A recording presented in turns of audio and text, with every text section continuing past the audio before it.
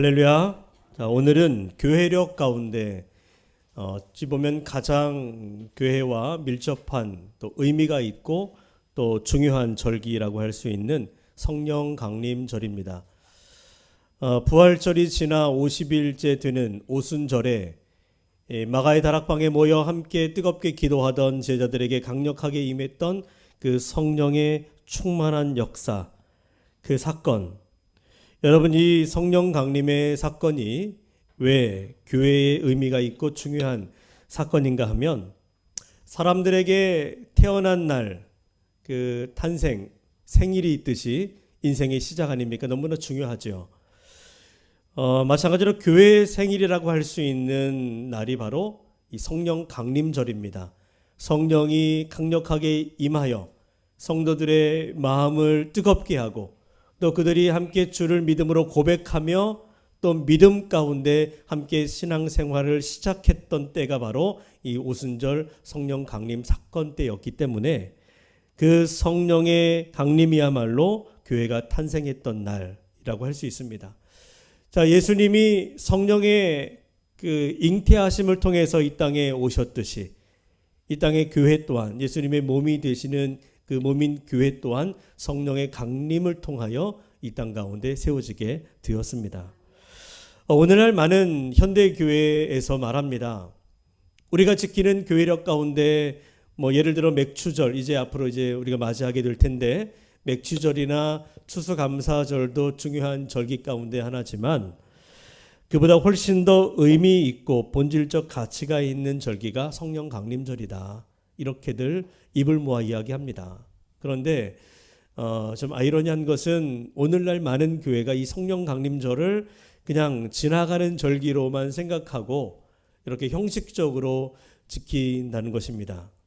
예수님의 탄생 성탄절을 그렇게 성대하게 치르는 것처럼 교회의 생일인 이 성령 강림절도 사실은 아주 의미 있게 좀 지켜야 될 텐데 그렇지 않고 그냥 한 절기, 아마 우리 성도님들 이렇게 색깔 바꾸고 얘기하지 않으면 성령 강림절인지도 모르고 지나갈 수도 있을 텐데, 그래서 다시 한번 이 성령 강림절에 대한 어떤 깊은 의미를 좀 되새기고 또 그 성령 강림절을 의미 있게 보내야 된다라고들 말을 합니다. 그래서 오늘 이 성령 강림절을 통해서 우리 교회에 대한 본질을 한번 다시 생각해 보고 또 우리가 어떤 신앙을 가지고 살아가야 되는지를 함께 나누려고 합니다. 여러분, 오늘 이 시간 우리 교회도 그 초대교회 성령의 뜨거운 역사가 있었던 것처럼 그날의 교회처럼 이 시간 우리 가운데도 성령의 강력한 임재가 저와 여러분 가운데 임하기를 축복합니다. 자, 오늘 우리는 하나님은 한 분이십니다라는 제목으로 함께 말씀을 나누고자 하는데, 자, 하나님은 한 분이십니다. 하나님은 한 분이십니다 라고 말하면 여러분들이 아멘 했지만 아마 여러분들 속으로 그걸 말이라고 합니까? 당연하지. 하나님 한 분이지 그럼 하나님이 두 분입니까? 이렇게 여러분들은 생각하고 지금 표정이 그렇게 말하는 것 같아요. 반문을 할지 모르겠습니다만은 우리는 분명 하나님은 한 분이라고 말하고 또 그렇게 믿음으로 고백합니다. 그 하나님께 기도하고 또 그 하나님을 찬양하고 또 한 분 하나님을 전하고 전도하는 거죠. 그런데 여러분, 우리의 삶을 좀 들여다보면 하나님이 한 분이 아니고 때로는 하나님이 두 분, 하나님이 세 분, 아니 그 이상 계신 것처럼 살아갈 때가 많아요. 무슨 말입니까? 삼위일체 하나님을 얘기하는 게 아니에요. 우리가 입술로는 분명 하나님은 한 분이십니다, 내가 그 하나님을 믿습니다라고 고백하고 말하면서도 우리는 때로 알게 모르게 하나님 외에 다른 것들을 하나님처럼 여기고 생각하고 살아간다는 거예요. 때로 하나님보다 하나님 아닌 것을 하나님보다 더 하나님처럼 여기며 살아갈 때가 있습니다. 때로 돈이 우리의 삶을 좌지우지하는 절대 기준이 될 때가 있죠.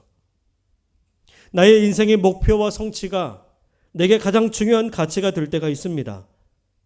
우리의 건강, 성공, 자녀들, 내 인생의 즐거움, 이런 것들이 하나님의 자리를 대신하여 우리의 마음을 빼앗아서, 우리의 관심을 빼앗아서 우리가 하나님이 아닌 것들에 관심을 갖고 살아가게 만든다는 것입니다. 그러므로 여러분, 우리가 신앙생활하면서 너무나도 당연하게 고백하고 여기며 살아왔던 하나님은 한 분이십니다라고 하는 그 진리, 그 고백을 이 시간 우리가 다시 한번, 나는 진정으로 온전히 그 진리를 믿고 지키며 살아가고 있는가, 여러분 스스로 진지하게 한번 돌아보시기를 바랍니다.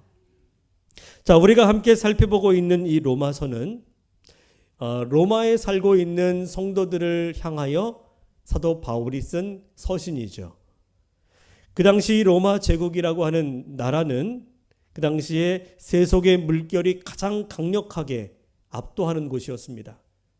향락과 쾌락이 넘치고 우상 숭배가 만연하고 철학과 인간을 중심으로 하는 인본주의 사상이 모든 사람들의 삶과 사고를 지배하고 있었을 때죠. 특히 우리가 잘 알고 있는 여러분 그리스 신화 아시죠? 다 한 번쯤은 들어보셨을 것입니다. 이 그리스 신화와 같은 신들의 이야기가 그 당시에 널리 유행하고 있었어요. 또 곳곳에 저 신들을 섬기는 신전들을 아주 으리으리하게 지어놓고 그곳에 모여 저 신들을 섬기는 그런 제사들이 아주 그 성행했던 때였습니다. 여러분 지금도 로마에 또 곳곳에 가면 유적지들이 남아 있어요.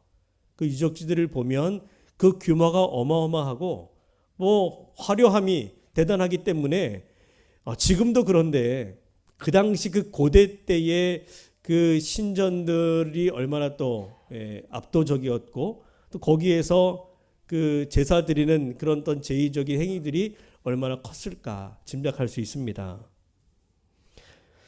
그렇기 때문에 사람들은 은연중에 이 세상에는 수많은 신들이 존재하고 있다라고 믿고 살았어요.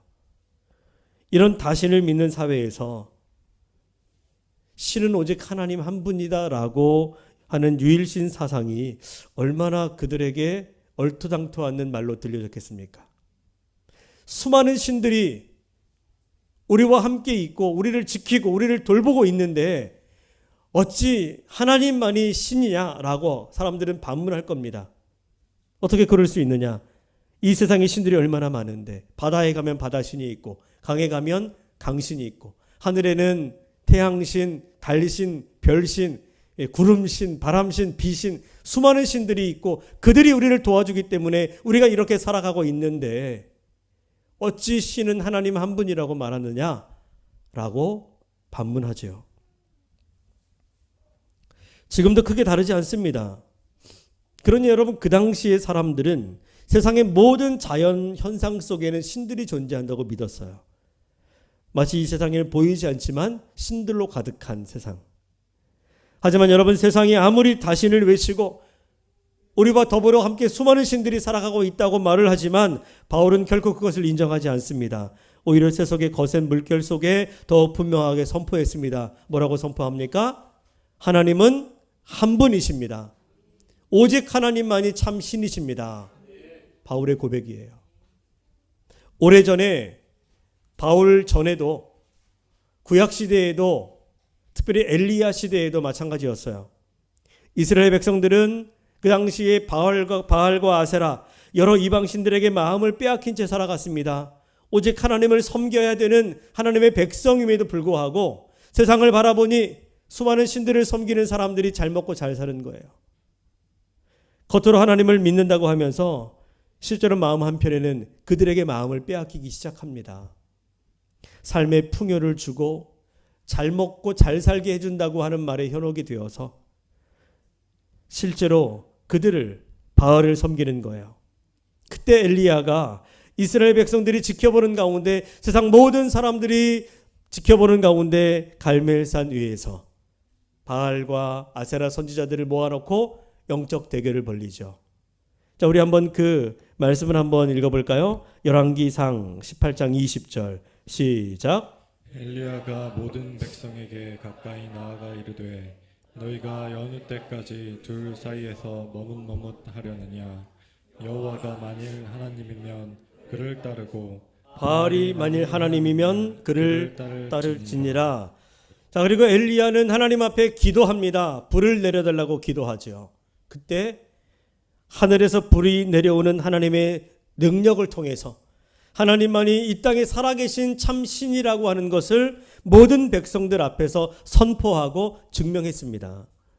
여러분이 갈멜산 사건은 단지 우상들을 상대로 해서 승리했다라고 하는 그런 승전보의 의미가 있는 것이 아니라 하나님은 한 분이시고 그 외의 세상에 존재하는 모든 신들은 다 거짓이다라고 하는 것을 강력하게 입증하는 역사적인 승리인 거죠.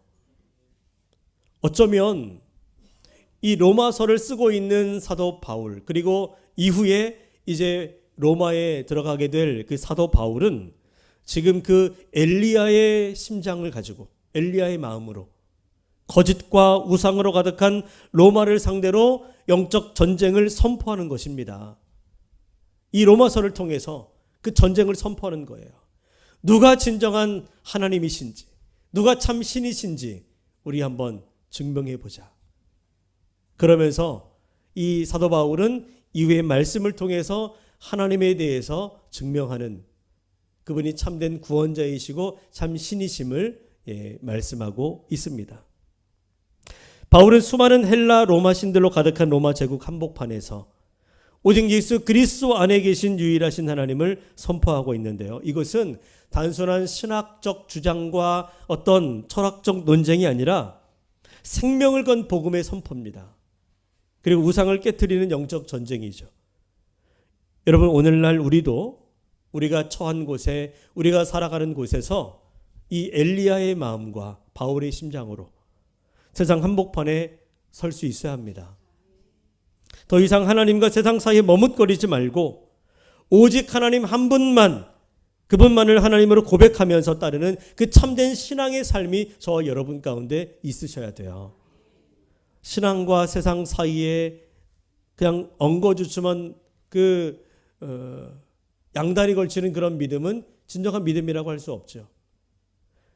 우리의 마음이 온전히 하나님을 향할 때 비로소 하나님은 하늘에서 불을 내리는 그 기도에 응답하시는 역사를 통해서 여러분들의 삶 가운데도 하나님의 역사하심으로 하나님이 참 신이신 것을 여러분들의 삶을 통해 증거하실 것입니다. 여러분, 지금은 갈멜산의 결단이 필요한 때예요. 갈멜산의 결단.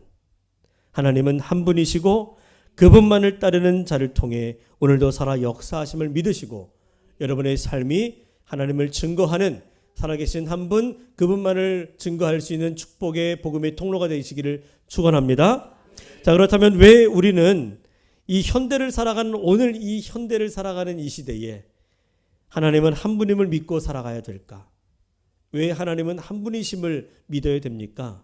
오늘 세 가지를 함께 나누도록 하겠습니다. 첫 번째는 하나님이 진리이시기 때문입니다.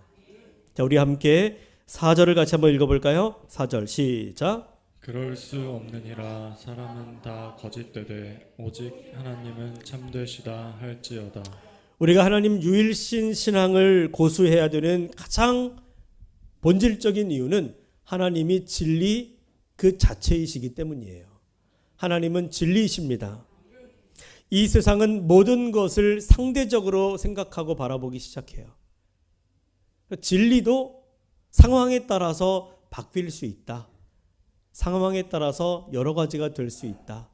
그 사람이 처한 상황에 따라서 진리는 여러 가지로, 모든 길이 그래서 진리로 통한다고 말합니다.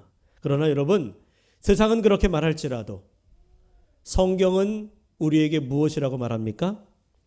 오늘 4절을 보니까 사람은 거짓되되 오직 하나님은 참되시다. 사람은 거짓이지만 하나님은 참되다. 하나님이 진리다. 여러분, 하나님은 거짓이 없으시고 우리 하나님은 변함이 없으시고 그렇기 때문에 실수와 오류가 없으신 분이세요. 반면에 인간은 어떻습니까? 스스로 뛰어나다고 생각하지만 결코 그렇지 않아요. 인간은 늘 거짓되고 수시로 변하고 자기가 옳다고 여기는 것만 진리라고 받아들이고 불완전함 때문에 늘 실수와 오류를 반복하면서 살아갈 수밖에 없습니다. 그런 우리를 향해서 예수님은 분명히 말하죠. 내가 곧 길이요 진리요 생명이다. 여러분, 예수님이 진리란 이거야 저거야, 이것이 진리다 저것이 진리다라고 진리를 설명해 주신 것이 아니라 자신이 곧 진리 자체라고 선언하세요. 예수님만이 진리시기 때문에 예수님만이 올바른 판단의 기준이 되시고 그분만이 우리의 삶의 방향과 구원의 유일한 길을 제시할 수 있습니다. 그분이 진리이기 때문에 그분이 가리키는 것이 진리고 그분이 말씀하시는 것이 진리고 그분이 진리인 거예요. 여러분, 오직 하나님만이 진리이시기 때문에 우리는 그분의 말씀 앞에서만 참된 자유를 누릴 수 있고 이 세상의 혼란한 가치와 혼돈 속에서도 결코 흔들리지 않는 그 믿음을 주님 안에서 지킬 수가 있습니다. 여러분, 참되신 진리가 되는 유일하신 하나님, 참 하나님이신 여호와, 그분만을 믿고 섬기며 살아갈 수 있는 그런 진리의 사람들이 다 될 수 있기를 주님의 이름으로 축복합니다. 두 번째, 왜 우리가 살아계신 하나님 그분만을 하나님으로 여기고 살아가야 되느냐? 바로 구원의 길이 오직 하나님께 있기 때문입니다. 구원의 길은 오직 하나님께만 있습니다. 오늘날 많은 사람들이 구원에 대해서 아주 막연한 생각들을 가지고 살아가요. 종교는 다르지만 그들이 말하는 구원이라는 것이 다 비슷하지 않느냐? 그렇죠. 우리 기독교에서 말하는 구원은 천국입니다. 불교에서 말하는 구원은 열반이죠. 극락. 뭐 극락이나 천국이나 가보면 다 똑같다고들 얘기해요. 다른 종교들에서 이야기하는 구원의 개념들도 다 대동소이해요. 결국 같은 것을 이야기하는데 구원에 대한 개념이 조금 다르고 구원에 이르는 방식이 조금 다를 뿐이지 모든 종교가 이야기하는 구원은 결국 한 가지 아닌가. 뭐 그렇게 심각하게들 들어요, 여러분들. 정말 그런가 하는 그런 표정들인데 뭐로 가도 서울로만 가면 되지 않느냐. 산이라고 하는 곳을 보면 산 정상은 한 곳인데 올라가는 길은 여러 곳에 있습니다. 결국 올라가다 보면 어디서 만나요? 정상에서 다 만난다. 그러니 구원도 마찬가지야. 이렇게 종교를 이야기합니다. 이걸 종교다원주의라고 얘기해요. 그럴듯하죠.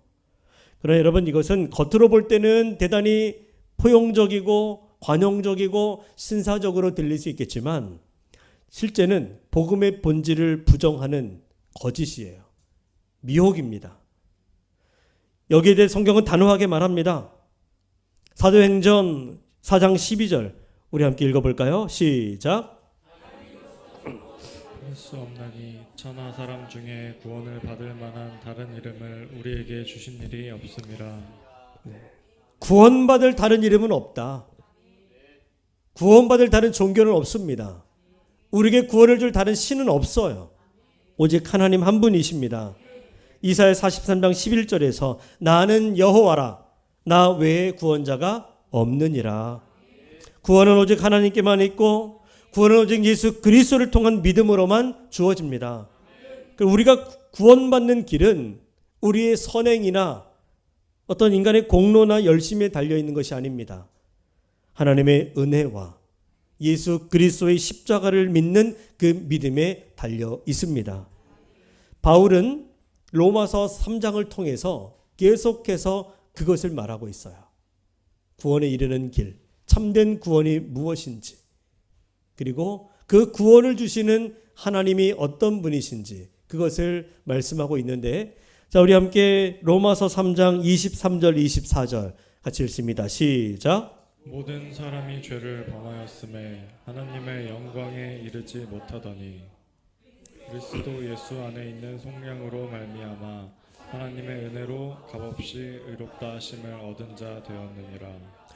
사도 바울이 말하는 것은 로마서를 쓰면서, 제가 이따 오후 시간에도 말씀드리겠지만 로마에 있는 성도들에게 편지를 씁니다. 근데 만난 적도 없어요. 일면식도 없는 그 성도들에게 오직 서신을 통해서 지금 이제 인사를 하고 있는 것인데, 바울이 그러면 안부도 묻고 좀 서로 간에 어떤 마음을 나누는 그런 이제 내용이 좀 들어가야 될 텐데, 이 로마서의 내용은 굉장히 딱딱해요. 굉장히 딱딱한 신학적인 그런 내용들이 있습니다. 1장부터 시작되는 것이 인간은 모두 죄인이다, 이런 선포로 시작합니다. 인간은 죄인이고 스스로 구원에 이를 수 없는 존재다. 다른 어떤 신, 어떤 종교, 어떤 길로도 이 죄의 문제를 해결할 수 없다. 그러나 하나님은 예수 그리스도의 피를 속죄의 제물이 되게 하심으로 그를 믿는 자들은 누구든지 의롭다 하심을 얻게 하시고 구원을 베푸신다라고 선포하고 있습니다. 여러분, 바울에 의하면 예수 그리스도의 십자가 외에는 구원의 길이 없습니다. 예수님만이 살 길이고 예수님만이 소망이시고 예수님만이 구원의 능력이십니다. 이것이 오늘 성경이 우리에게 가르치고 있는 분명한 복음이죠.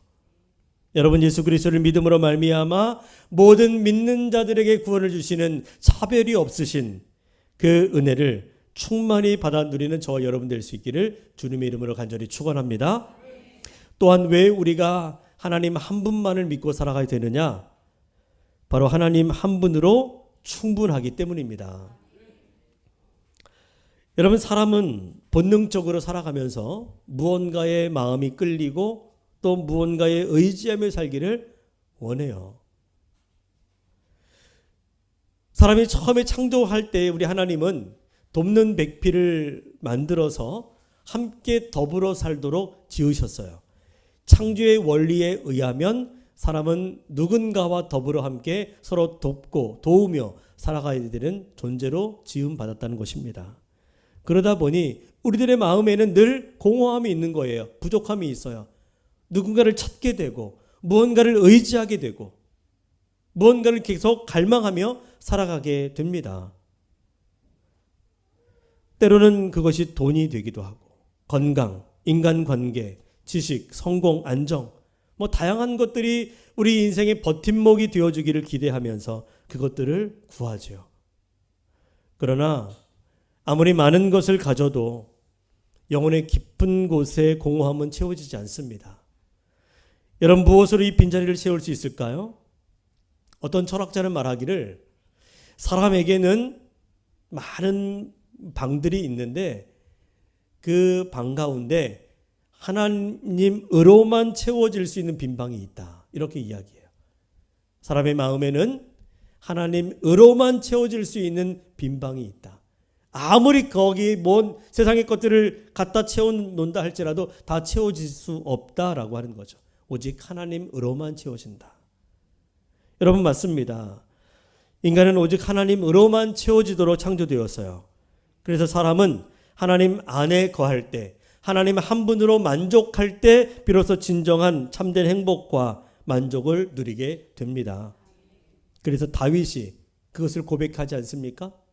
그 하나님과 함께 거하고 하나님과 동행하면서 하나님으로 만족할 때의 진정한 행복과 만족을 누리게 되었을 때 그가 이렇게 고백합니다. 여호와는 나의 목자시니 내게 부족함이 없으리로다. 바울도 그런 고백을 합니다. 빌립보서 4장 13절에서 뭐라고 고백하죠? 내게 능력 주시는 자 안에서 내가 모든 것을 할 수 있느니라. 이 두 사람의 고백의 핵심이 뭡니까? 이 두 사람의 고백의 핵심은 하나님 한 분이면 충분합니다 하는 거죠. 자, 우리 함께 고백해 볼까요? 하나님 한 분이면 충분합니다. 하나님 한 분이면 충분합니다. 여러분, 하나님이 내 삶의 주인 되시고 그분이 나와 함께 하신다면 우리는 어떤 상황에서도 두려워할 필요가 없습니다. 비록 때로 우리의 건강이 흔들릴지라도, 우리의 경제적인 어려움이 찾아온다 할지라도, 비록 사람들에게 외면당하고 비록 세상 속에서 실패한다 할지라도 하나님 한 분만 내 곁에 계신다면 우리는 얼마든지 다시 일어설 수 있고 우리는 다시 웃게 될 것입니다. 오늘날 많은 사람들이 하나님을 인정하지 않고 하나님 믿지 않는 것도 문제지만 사실 우리가 생각할 때에 더 심각한 문제가 뭔가 하면 하나님을 믿지만 하나님만으로는 좀 부족하다고 느끼며 살아가는 것, 이게 문제예요. 하나님을 믿고 살아가지만 때로 우리들의 마음속에는 하나님 한 분만 믿어도 될까라고 하는 불안함이 생긴다는 거예요. 그래서 위기의 상황을 대비해서 보험을 들어두듯이 우리도 위기의 상황을 대처해서 하나님 외에 어떤 안전장치를 우리의 삶 가운데 두려고 합니다. 그러다 보니 우리가 신앙생활하면서 위기가 닥치고 어려움이 닥칠 때에 진정 우리의 구원자여 힘이 되시는 하나님을 의지하기보다는 내가 그동안 쌓아놓고 내가 그동안 만들어 놓았던 그 안전장치들, 이것들에게 더 마음이 가고 그걸 더 의지하고 싶은 마음들이 생기게 되는 거예요. 왜? 눈에 보이니까. 여러분, 우리가 보험을 들어도 보장성이 큰 걸 들어놓으면 왠지 더 든든하죠. 보장을 다 해준다. 만약에 아파서 병원에 갔는데 실비보험을 들었는데 그냥 딱 병원비만 대주고, 근데 자기 부담금도 커. 그런 거 들어두면 아파도 막 병원 가가지고 보험 처리한다는 게 좀 부담도 되잖아요. 아프면 또 크게 이제 마음도 상심이 되고. 근데 보장성이 다 돼. 뭐 다 해줘. 그런 보험이 있다면 웬만한 아픔 병이 들어도 크게 걱정하지 않습니다. 그죠? 병원 가면 다 치료해주고, 오히려 병원비에 뭐 입원비까지 이렇게 더 주는 경우도 있으니까 아픔이 그렇게 크게 걱정이 되지 않을 때도 있어요. 믿는 구석이 있기 때문이죠. 여러분, 이와 같이 우리 일상의 삶에 어떤 문제가 생겼을 때 내가 하나님을 믿기 때문에 두렵지 않아, 내가 하나님이 계시기 때문에 걱정 없어 라고 하는 생각보다는 보험과 같은 안전장치 때문에, 내가 가지고 있는 어떤 조건 때문에 더 든든해 라고 생각한다면 우리의 신앙, 우리의 믿음을 한번 점검해 볼 필요가 있다는 거예요. 하나님 한 분으로 충분하다고 여기지 못하기 때문에 우리가 다른 은혜, 다른 이름을 구하게 되는 것입니다. 그러나 이런 것들이 우리의 마음을 안정시키고 만족시키기보다는 오히려 우리의 믿음을 분산시키고 우리의 영혼을 흔들어 놓습니다. 여러분, 우리를 진정으로 든든하게 하고 평안하게 만드는 것은 세상의 안전장치, 보험이 아니라 살아계신 하나님 한 분이셔야 돼요. 그분이셔야 합니다. 은행의 잔고도, 사람들의 인정도, 내가 가진 모든 조건도 결국은 다 변하고 무너질 수 있습니다. 하지만 하나님은 결코 무너지지 않으시고 우리의 영원한 반석이 되시며 우리와 영원히 함께 하시는 우리의 영원한 안전한 보장이 되어 주십니다. 그래서 우리도 이렇게 다시 고백할 수 있어야 돼요. 내가 하나님은 한 분이십니다 라고 하는 고백뿐만 아니라 우린 더 나아가서 하나님 한 분이면 충분합니다 라는 고백을 드릴 수 있어야 합니다. 자, 우리 한번 고백해 볼까요? 하나님 한 분이면 충분합니다. 하나님 한 분이면 충분합니다. 하나님 한 분이면, 하나님의 그 은혜이면, 하나님의 사랑이면, 그분의 임재면 우리는 오늘도 살아갈 수 있고 내일도 소망할 수 있으며 어떤 상황 속에서도 다시 일어설 수 있습니다. 하나님은 한 분이시고 그 하나님이면 충분합니다. 이 고백이 오늘 여러분들의 입술에만 머무는 것이 아니라 여러분들의 삶에서도 증거로 또 체험으로 오직 하나님의 능력으로 나타날 수 있기를 축복합니다. 자, 여러분, 오늘은 성령 강림절입니다. 하나님이 오순절에 성령을 이 땅에 보내주신 것은 단지 연약한 인간들 도와 그들이 능력 있는 삶을 살아가라고 그것만 위해서 주신 게 아니에요. 하나님이 이 땅에 성령을 보내주신 것은 하나님이 어떤 분이신지를 더 깊이 깨닫고 더 경험하고 더 확신하면서 그 하나님만을 따르게 하려는 하나님의 은혜의 선물인 것입니다. 하나님은 한 분이시고 그 하나님은 지금도 우리 안에 성령으로 거하시며 우리로 하여금 세상의 그 모든 거짓된 신들을 분별하게 하시고 오직 참 하나님만을 경외하게 하십니다. 성령은 진리의 영이시고 우리를 그분 하나님께로만 이끄시고 예수 그리스도를 주라 고백하게 하시며 하나님의 뜻을 따라 살아갈 수 있도록 힘을 주십니다. 그러므로 오늘 이 성령 강림절에 우리는 다시 고백해야 돼요. 이렇게 우리 함께 앞에 보시면서 함께 크게 믿음으로 고백해 보도록 하겠습니다. 시작. 하나님은 한 분이십니다. 성령의 도우심으로 하나님만 섬기겠습니다. 아멘. 하나님은 지금도 성령을 통해 역사하시고 우리의 모든 흩어졌던 마음을 하나로 모으시고 우리의 흐릿했던 시선을 다시 주님을 향해 머물게 하십니다. 이제 성령 안에서 하나님을 바라보며 그 하나님 한 분만으로 충분한 삶을 고백하고 살아갈 수 있는 저와 여러분의 삶이 될 수 있기를 주님의 이름으로 간절히 축원합니다.